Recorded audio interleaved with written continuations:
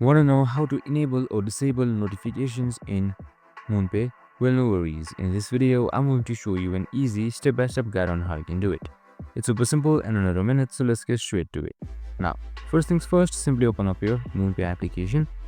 And now once you've done that, on the top right side, you should be seeing the settings corner. So make sure you are logged in before accessing this page right here. So we have also created a video on how to log in, so make sure to watch it.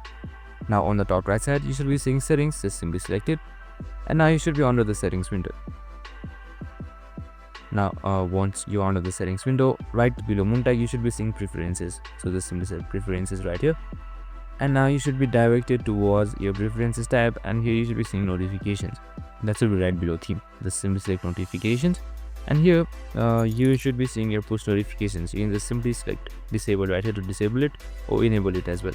So you can also enable or disable news and updates just like this, and you should be automatically saved. And that's it. I hope this video helped. If it did, make sure to like, subscribe, and tune in with us for more of these videos. See you in the next one.